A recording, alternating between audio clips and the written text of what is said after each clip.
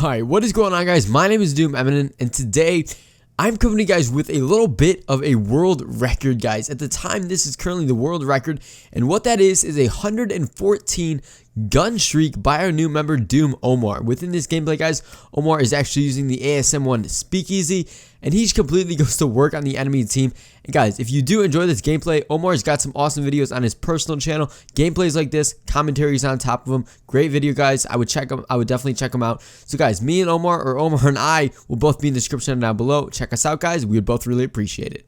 Alright, so moving on into today's commentary topic, guys, what we're going to be talking about is actually, or what I'm going to be telling you guys about is actually a story that I have for you guys about when I almost died, or was almost killed, or whatever you want to say, on Friday the 13th of this last summer. And that's a pretty crazy story. I actually made a video on my own channel if you want to check that out, but I'm basically going to tell the whole story right now in front of you guys, or for you guys. So basically, I'll just break it down. I'll give you guys a little bit of background information first so you guys understand where it's all coming from and stuff like that. So basically, I live on a river, okay? The river is probably about, I don't know, 500, 600 feet wide. I don't know how many yards that is for all you yard guys. I don't even know what I'm saying.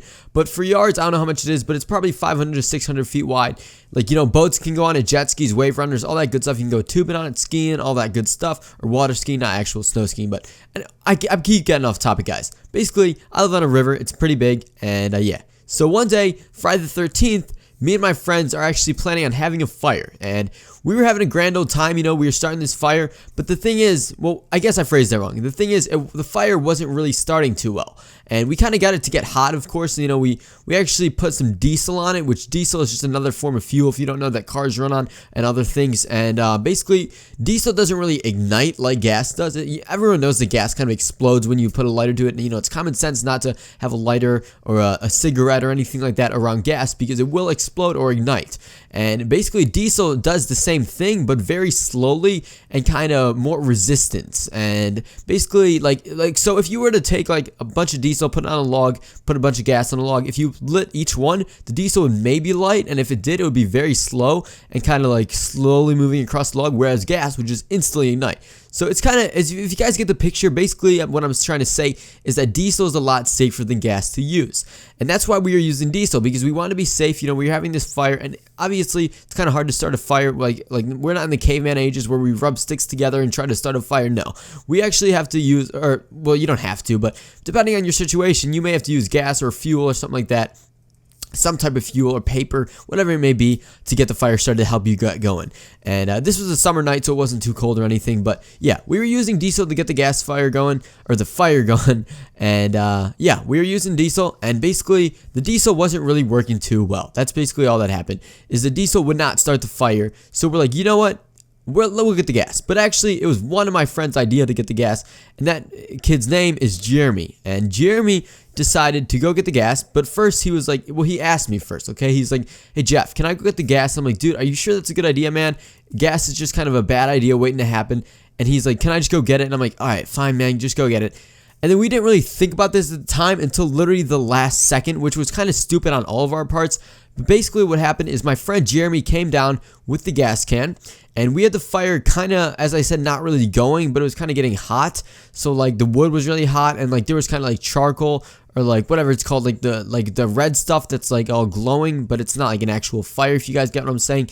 And we had that going, but like the fire wasn't actually like flaming, if you get what I'm saying. And Jeremy, the next thing Jeremy did was probably one of the stupidest things that I've ever seen someone do. But we were kind of stupid too, because we didn't stop him until me at the last second. I said, dude, don't do that. And basically what he did, finally, if you guys are probably waiting for this, is he poured the gas onto the semi-lit fire. And that is just extremely stupid, guys, because basically what will happen is, or what did happen, is the fire will travel up the gas, because gas instantly ignites, and obviously will it lead to somewhere, which in this case was the gas can. And if you guys don't know, if you guys have never seen it, look up on YouTube what a 5-gallon gas can exploding looks like. And that is what would have happened to us and should have happened to us, but obviously didn't, because I'm still here to tell the tale today. But yeah, the gas basically, as I said, traveled up the spout of the gasoline, or the gas can, and then lit the whole gas can on fire. And what happened was my friend Jeremy actually tried to grab the gas can. He had the handle still in his hand. At first he dropped it, and then he realized, holy crap, this thing's on fire. We got to get this in the river. And that's why I told you guys about my river earlier in the, or not my river, but the river I live on. That's why I told you about that earlier in the story, because I want to kind of reference that now. And what happened was Jeremy tried to grab the gas can and pull it to the river. But what happened was his leg actually, well, not his leg, but his pants actually caught on fire. And he had to actually run into the river and get his pants off so he wasn't freaking burning, or his leg wasn't burning or anything like that. So he had to get all the fire off him, basically. You know, he didn't do the stop, drop, and roll deal. He just kind of ran right into the river and got himself soaked. But that's better than freaking burning to death or something like that. So, yeah. And then as Jeremy ran to the river, I was like, all right, now it's my job to get this thing because Jeremy's on freaking fire. So I got to get this gas can into the river. So I go up to it, and at that point, it is already completely in flames. And, you know, yeah, as I said, it's all in flames. There's nothing really that I could do.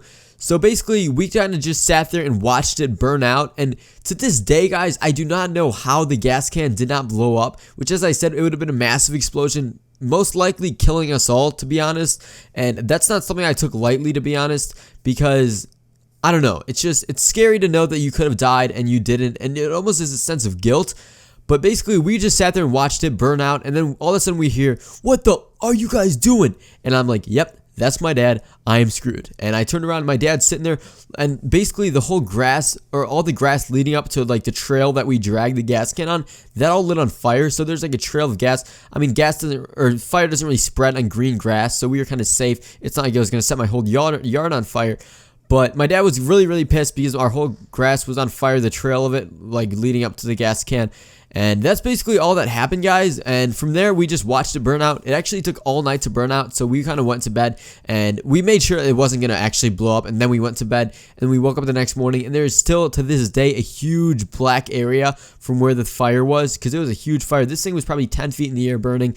And I don't know how it didn't blow up. I'm no scientist, guys. Maybe I'm wrong, but I personally thought that a gas can like that would blow up if you ignited it. And yeah, that's basically all that happened, guys. I hope you guys did enjoy this little story about my near-death experience on Friday the 13th. But anyways, guys, if you did enjoy this video, be sure to check out Doom Omar's channel. He's got some awesome videos, as I said, on his channel, as well as I do. I have some commentaries on my channel, things like that. So guys, if you did enjoy the video, please leave a like. That would be sick. And that's all I got for you guys today. I will see you guys later, and peace.